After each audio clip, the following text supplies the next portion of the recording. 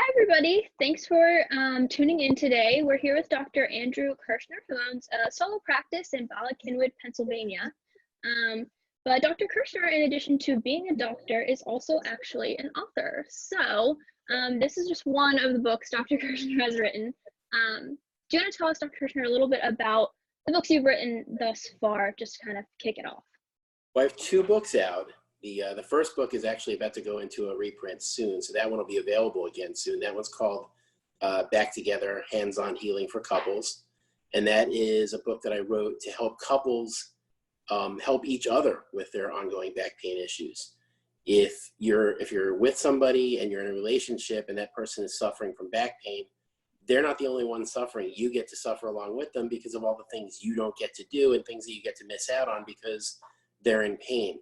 So I love the idea of empowering patients to be able to help each other to reduce their pain. And a lot of the time back pain is from simple mechanical things, and it just takes simple mechanical solutions to fix them. So that was sort of the impetus for writing the first book. And thankfully the feedback on that one was really good. We tried to make it really colorful and have lots of color photographs in it. The second book was more about things that you could do for yourself. One of the things that I found was I would treat a patient for back pain and they would feel great, and they could come into my office and I would work on them and they would have no pain. And then they'd go home and a few weeks later their pain would be back.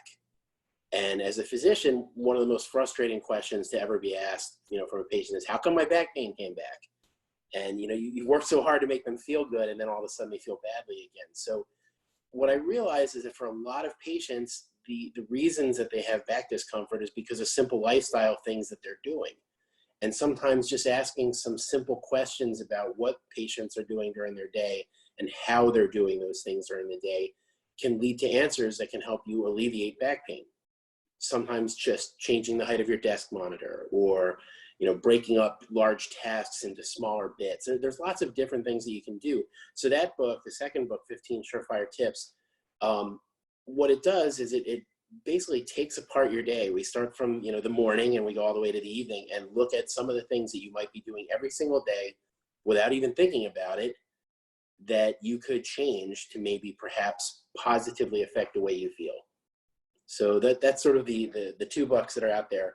Like I said, the first book's going to just become available again probably by January. And 15 Surefire Tips is available now through Amazon and Barnes & Noble, and I hope you'll, get it. It's a good book. Yeah, absolutely.